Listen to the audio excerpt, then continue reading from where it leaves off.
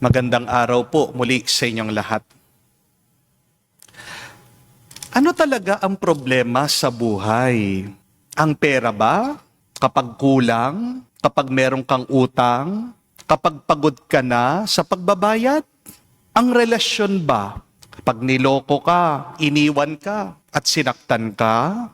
Ang pamilya ba? Kapag matigas ang ulo ng anak mo? Kapag ayaw magbago ng iyong minamahal, kahit na ilang beses mo na itong pinakiusapan, ang katawan mo ba, dahil hindi ka gumagaling sa iyong sakit, kahit na araw-araw ka nang nagpapacheck up sa doktor, umiinom naman ng gamot, walang mintis ka naman, nagdadasal sa Diyos, pero nanghihina ka pa rin. Ang problema ba ay ang ating bansa, ang ating lipunan? Dahil sobrang korap na ng sistema. Walang hustisya. Yung mga mayayaman, sila lang ang yumayaman. Yung mga mahihirap, lalong naghihirap. Opo, problema lahat ng yan. Totoo naman yan. Pero mga kapatid, may mas malalim pang problema. Ang pinaka-problema ng ating buhay ay kapag tumitigil ka ng lumalago. Kapag hindi ka na lumalaki, kapag hindi na namumunga ang buhay mo. Amen? Remember this, the real problem of our life is when you stop growing. Because when you are not growing, you are dying. Amen? Kapag tumigil ka ng natututo, unti-unti kang matatalo. Kapag tumigil kang umuusad, dahan-dahan kang mapag-iiwanan. Kapag tumigil kang magmahal, tumitigas ang puso mo. Kapag tumigil kang nagdasal, nanalangin, humihina ang loob mo. Kapatid, wala kang dahilan para manatili na hindi ka lumago, lumaki at mamunga. Dahil ang Diyos na lumikha sa iyong buhay, nilikha niya ito para tumubo. When God created the world, when God created your life, it was designed to grow. If you are not growing, then you are fighting the will of God. If you are not growing, you are not doing the will of God. Amen? Narinig po natin sa mabuting balita. Sabi ni Jesus, ang kaharian ng Diyos ay parang isang lalaking naghahasik ng binhi. Ang nagtatanim ay ang Diyos. At ang binhi ay ang kanyang grasya. Ang binhi na tinanim, sabi niya, hindi natin namamalayan kung paano tumutubo at lumalaki. Whether you are aware or not, the good news is, God has planted His grace in you. Nasa iyo na ang kaharian ng Diyos. Nasa iyo na ang grasya ng Panginoon. Pero nasa iyo na kung hahayaan mong lumago, mamulaklak, at mamunga ang kanyang biyaya. Amen? Kaya mga kapatid, huwag kang magagalit, papapagod, at susuko dahil may problema ka sa iyong buhay. Dahil minsan, ang problema mo ang nagiging lupa kung saan pwedeng tumubo ang grasya ng Diyos. Remember, the most beautiful flowers grow from dirty soil. Tingnan niyo po ang lotus. Isa po yan sa mga pinakamagandang bulaklak. Pero saan tumutubo? Saan namumukadkad ang lotus? Tumutubo yan, lumalaki yan sa putik, sa maduming tubig. Minsan, doon sa magulong kapaligiran, mas kitang-kita mo, dyan namumukadkad ang ganda ng bulaklak. Kaya, huwag mong masyadong alalahanin yung iyong mga problema. Ano dapat ang iyong isipin? Ano dapat ang iyong bigyan ng pansin? Tanong mo sa sarili mo, bakit hindi ka tumutubo dyan sa problema mo? Your main concern is not your problem, but your main concern is to become better in that problem. Madalas, kaya hindi po tayo lumalago kasi palagi nating kinukumpara ang ating sarili sa ibang tao. Di po ba? But remember, comparison kills your growth. Kinakain ng iyong paghahambing ang iyong pasasalamat, ang iyong pagnanais na tumubo, lumaki at bumuti. Pinapatay ng comparison mo ang iyong tiwala sa iyong sarili. At ang mas masakit, pinaparamdam mo sa iyong sarili na nahuhuli ka na, kulang ka, natalunan ka. Kahit na ang totoo, may iba-iba talaga tayong pacing at proseso sa buhay. Hindi po ba? Kailangan nating tanggapin, kapatid. Iba-iba ang ating pinagdadaanan. Iba-iba ang ating proseso sa buhay. No two people are the same. Kahit naman po ang kambal magkaiba ang tibok ng puso. Kahit naman ang kambal, magkaiba ang diskarte nila, ang lakas nila. Magkaiba ang panahon ng pagkahinog nila. Kapatid, pinaparusahan mo lang ang iyong sarili kapag hinahambing mo ang sarili mo sa iba. Tingnan niyo po ang kamatis at ang kawayan. Ang kamatis, kapag tinanim mo yan, within 30 days, tutubo, may bunga na. Pero, mabilis din pong masira at mabulok. Ang kawayan, matagal ang pagtubo niyan. Minsan, kailangan ng 3 years bago mo makita na yan ay lumitaw sa lupa. Bago yan, umusbong. Bago mo makita na tumibay. Pero, sa lahat ng mga halaman pwedeng tumubo, ang kawayan ang pinakamatibay. Di po ba? Na kahit na dumating ang bagyo, malakas na hangin, hindi po yan masisira. Kaya, huwag mo na naising maging kamatis. Kung talagang ang Diyos ginawa ka, kawayan ka talaga. Amen? Do not desire to be a tomato when God has created you to become a bamboo. Ang buhay po, hindi naman nasusukat yan sa pabilisan. Ang mahalaga sa Diyos, yung tunay na paglago. What is more important to God is not the speed of our life, but what God wants from us is true growth.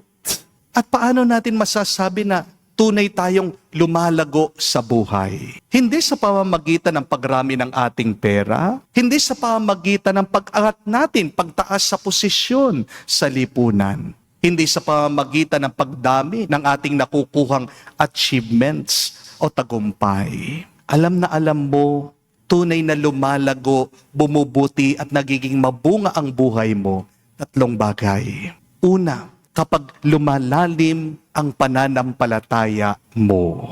Kapag nagiging totoo ang dasal mo. Kapag nagiging matatag ang kapit mo sa Diyos. Pero pangalawa, kapag lumalambot na ang iyong puso. Kapag marunong kang magpatawad. Kapag nag-uunawaan mong iba. Kapag nagiging mas marunong kang umunawa. Kapag natututo ka ng tunay na magmahal. Pero pangatlo, kapag lumilinaw din ang direksyon mo sa buhay. Kapag alam mo na yung tama at kailangan mong gawin. Kapag umiiwas ka na sa mali at kasalanan. Kapag pinipili mo na magpakabuti ka, kahit na nahihirapan ka. Remember, my dear friends, you are really growing in holiness. First, when you grow stronger in faith. Second, when you grow deeply in love. And third, when you grow to have a clarity of mind. Kapatid, baka ang problema mo, hindi naman talaga pera. Iniisip mo lang, baka ang problema mo, hindi naman relasyon, hindi naman yung sakit mo sa iyong katawan, hindi naman ang lipunan. Baka ang pinaka-problema mo ngayon, ito, yung tumigil ka na, yung sumuko ka na. Yung nawalan ka na ng pag-asa, yung hindi ka na nagdadasal, yung ayaw mo nang magbago, yung ayaw mo nang umusad. Kaya ngayon, ang paanyaya ng Diyos sa atin, huwag kang tumigil. Kung nasasaktan ka, maghilom ka. Kung bumagsak ka, bumangon ka. Kung naligaw ka, bumalik ka sa Diyos. Dahil ang grasya ng Diyos, ang binhi ng kabutihan ng Panginoon, nasa iyo na. Nasa loob mo na, nasa puso mo na. At ang kanyang grasya, inaalagaan ng Panginoon. Harinawa, sana, huwag manatiling binhi ang tinanim ng Diyos sa iyo. Alagaan mo din. Tumubo sana sa iyo. Mamukadkad naman sana yan at mamunga para maialay mo at makatulong para sa buhay ng ibang tao. Kaya mga kapatid, magandang pagmunihan po ito. Tanong natin sa ating sarili, ano ba ang pinapatubo ng Diyos sa akin sa gitna ng aking mga problema? Where does the Lord want me to grow in the midst of my problems? Ayun, kapatid, kung pakiramdam mo wala kang bunga, huwag kang panghihinaan ng loob. Ang mahalaga, hindi ka huminto na nagpapatuloy at tumutubo. May binhi na tumutubo sa ilalim ng lupa. Di lang natin nakikita. Tahimik, dahan-dahan, pero totoo nandyan. Kapatid, grow. Grow in faith. Grow in love. Grow in patience. Grow in wisdom. Grow in courage. Sa tamang panahon, makikita mo yung putik ng problema mo, ng sakit mo, na kinakatakot mo, na ayaw mo. Yan pala ang pagmumulan ng sobra-sobrang bunga na magpapasaya sa iyo at magpapasaya sa ibang tao. Amen. Tandaan niyo po, huwag kayo mag-alala sa inyong mga problema. Mas mag-alala ka kung hindi ka lumalago, lumalaki, at namumunga sa gitna ng iyong problema. The real problem in life is when you stop growing. Amen? Problema po, kapag yung bata kumukuha ng tinidor, tinutusok to sa saksakan ng kuryente. Hindi po ba? Pero mas problema, kapag yung bata hindi natuto, paulit-ulit tinutusok ng saksakan ng kuryente. Ano po bang kasalanan? Di lang po yung gumagawa ka ng masama. Ang kasalanan ay yung ayaw mong matuto doon sa masama na iyong ginagawa. Amen? Sin is not only the bad things you're doing, but you are sinning when you refuse to grow. You are sinning when you refuse to learn from your mistakes. Ang Diyos, binigyan tayo ng grasya, ng biyaya. Ang Diyos na ang nagpapatubo. Kailangan lang nating gawin ay buksan natin ang ating sarili sa Kanya. Ang kailangan lang nating gawin ay buksan natin ang ating sarili sa Kanya. Ang kailangan lang nating gawin ay sumunod sa Kanya.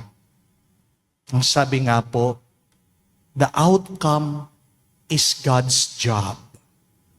But obedience is our job. Basta't sumunod ka lang sa Kanya, ang Diyos na ang bahala, ang magpapabunga ng Kanyang tinanim. Pero bakit hindi ka tumutubo? Bakit hindi ka lumalago? Baka masyado kang focus sa paghahambing at pagkukumpara mo sa iba. Kung mabagal ang iyong paglago, isipin mo na lang, pasalamat ka. Kawayan ako. Amen? Huwag mo naisip maging kamatis. Dahil mabilis mabulok ang kamatis. Mabilis na tumubo, mabilis na mawawala. Pero kahit na mabagal na tumubo, matagal namang nananatili. Magandang pagmunihan itanong, anong gusto ng Diyos na matutunan ko ngayon sa aking buhay? Kahit na punong-puno ka ng problema, yan ay ang lupa at putik, diyan tutubo ang iyong buhay. What does God want you to learn in the midst of your problems? Maganda po, may notebook kayo o diyan sa inyong cellphone, sulat nyo yung mga nalalaman nyo. Sulat nyo yung mga natututunan nyo, nalalaman nyo sa buhay.